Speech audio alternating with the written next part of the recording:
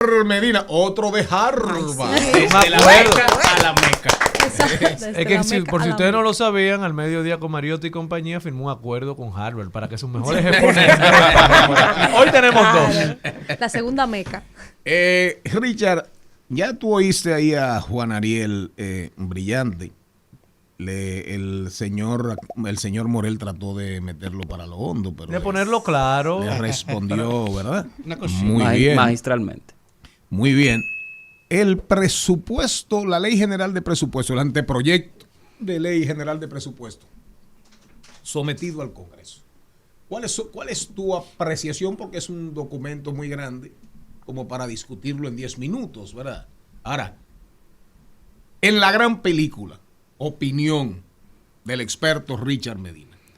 Muy buenos días a todos nuestros oyentes. Para mí es un placer estar de nuevo con ustedes.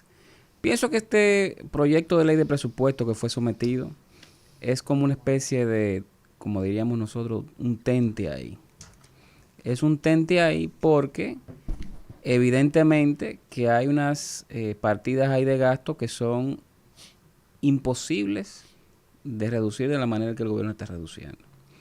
Pienso que como no se ha anunciado la reforma, el gobierno, una vez que se anuncie o una vez que se apruebe, va a mandar o una adenda al Congreso para modificar el proyecto de ley sometido antes de que se apruebe, o si se aprueba va a mandar un proyecto de ley de presupuesto reformulado en 2025. Sucede que hay unos niveles de gasto, de capital, que se reducen en 13%, eso para mí es algo sencillamente alarmante. Y digo que es alarmante porque hace menos de 6 meses el gobierno emite un decreto, el presidente de la República, creo que es el 334 o 337-24, donde establece como meta que el país va a crecer, va a duplicar su Producto Interno Bruto, su PIB, su economía, hacia 2036. Es decir, que si uno lo ve en 12 años, sería crecer aproximadamente 6% por año. Si se reduce la magnitud de lo que se está planteando la reducción del gasto de capital decimos que es construcción de puentes, de calles, de carreteras, de puertos, de escuelas, de hospitales.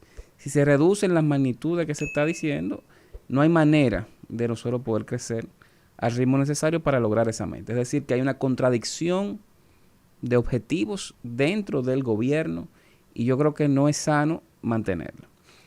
Otro punto que hay que resaltar es que el pago de intereses, la factura de intereses de la deuda pública aumenta. Este año equivale a 3.5% del PIB. Eso es mucho dinero. Muchísimo. Respecto al PIB del 24. No, ese para el 25, más bueno, grande si todavía. Si lo pones al 25, es más un grande. Punto del PIB, según esa proyección, anda como en 82 mil millones de pesos. Más o menos. Si tú multiplicas eso por 3, da 300 mil millones de pesos. Más o menos. Sí.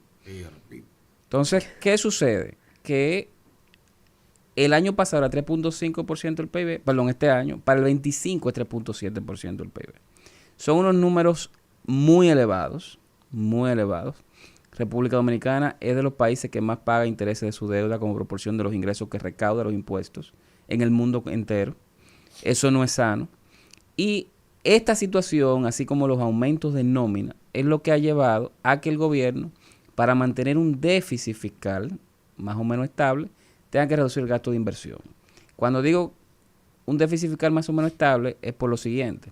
Si yo tengo varios gastos, los cuales no puedo reducir, solamente puedo reducir el gasto de capital, el gasto de inversión en obras públicas.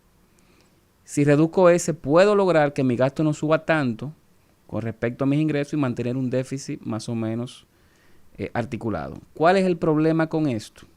Que el gobierno no logra todavía reducir el déficit. El gobierno va a anunciar una reforma fiscal que todos pensábamos que el objetivo era reducir el déficit fiscal y mejorar la situación con los intereses que mencioné. Sin embargo, parece que todo lo que se pueda recaudar con esa reforma va a ir a aumentar gasto y aumentando gasto, el déficit se va a quedar igual. Ok, nosotros vimos, el gobierno somete respecto al 24, en gasto corriente hay una suma X, pero respecto al 25, la suma X aumenta 30 mil millones, casi 31 mil millones. Entonces, ¿de qué economía, de qué reducción hablamos? No, y eso es lo que se sometió en el proyecto de ley de presupuesto. No es lo que quizás se termina aprobando. Y aún sea lo que se apruebe, recordemos que la historia nos dice que a mitad de año hay un presupuesto reformulado. O sea que esos valores se ajustan. Yo creo que esos valores se mandan así para cumplir con la ley de responsabilidad fiscal.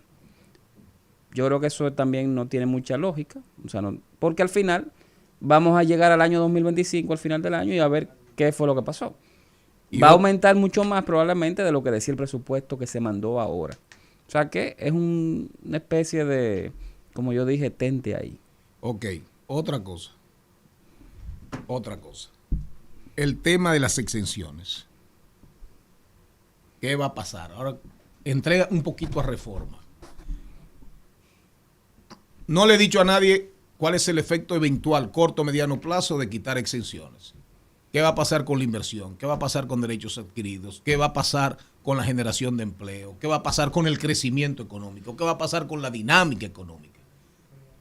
¿Qué va a pasar? ¿Se pueden reducirlas? Finalmente, a lo mejor el efecto es el contrario y se reducen las recaudaciones. Entonces, cuando vienes a ver la administración tributaria, por más eficiente que sea, termina recibiendo menos dinero. Yo creo que hay que esperar a ver cuáles son las medidas que van a anunciar. Si eliminan exenciones, entiendo que ellos lo harían de aquí en adelante. Es decir, si alguien ya tiene una exención por un periodo de 10 años, 15 años, se la tienen que mantener.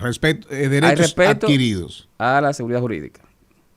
Segundo, si se le retiran exenciones a diferentes sectores económicos, habría que ver uno por uno cuál sería el efecto. Si, por ejemplo, lo hacen con zona franca, que creo que no lo van a hacer, nosotros competimos con Centroamérica y con otros países del mundo. Y el régimen tributario de la zona franca no es ni siquiera nuestro, lo vemos con otros países y competimos. Entonces, no, ahí yo creo que no debería tocarse. Con el tema turístico, sería bueno hacer la diferenciación por polo turístico. Hay polos que están muy desarrollados, que están maduros, y otros que no. Bergantín, Pedernales, sí, o la costa norte, Puerto Plata, Montecristi, parte de Samaná. Y tercero, y ahí me circunscribo en lo que dijo el colega. ¿Y Proindustria? Bueno, Proindustria, eso iría creo que contra todo lo que es el aparato industrial. El tema innovación, competitividad, hay un problema depreciación acelerada, lo llevo al código tributario, claro, o no lo llevo. Pero, ¿qué ha sucedido? Que ¿Cómo competirá la industria? 5 o 6 meses pensando en la reforma fiscal. Nadie ha visto un borrador de la reforma. Las empresas se planifican. Digo, depreciación acelerada. Las empresas se planifican y estamos viendo una semiparálisis económica porque precisamente hay mucha incertidumbre de qué va a pasar con la reforma. Entonces, yo no puedo como empresa decir voy a invertir X, Y o Z sin saber si me va a cambiar el régimen de depreciación. Y por último, Richard, si Proindustria es una amenaza para la dinámica económica, para la generación, para crear empleo formal, por ejemplo, el mismo tema del turismo, aunque es un empleo no necesariamente bien remunerado, hay un tema de propinas, etcétera, pero sabemos que el empleo del turismo es masivo, es mucho, pero no es el mejor remunerado del mundo, del país. Ahora, la inversión que dinamiza la economía, construcción, obras públicas en sentido general, supuestamente el gobierno acaba de romper su propio récord, porque la inversión es más baja que la del año en curso. La inversión pública. La inversión pública, gasto de capital, obras, sí, es menor que la de este año, la proyectada en el 2025. Entonces, yo no entiendo. No, por eso decía que es difícil entender cuál es el objetivo del gobierno en todo esto. O sea, el ciclo de reformas estructurales, que yo creo que no va a ser tan estructural después de todo, está llegando y uno no ve hacia dónde vamos. O sea, cuáles son los objetivos de política. Concuerdo con Juan Ariel Jiménez en ese sentido. Pienso que la situación con la inversión pública no aguanta reducciones adicionales. Me imagino que con la reforma el gobierno va a subir algo, pero igual estamos en niveles muy bajos en comparación con lo que había antes de la pandemia. Y eso está pasando y yo creo que va a seguir pasando factura en el mediano plazo en cuanto a crecimiento. Es decir, que creceremos probablemente menos que lo que crecíamos antes. Richard Medina, ¿cómo seguir esa conversación? El presupuesto es un tente ahí. Y Juan Ariel Jiménez dijo, El que no sabe para dónde va, ya llegó. Richard, no te pregunté nada. Dos Un buenos buen boxeador titulares. no sube al ring 2 veces. Que el primer boxeador que te enfrentaste era muy bueno. Sí, sí, sí.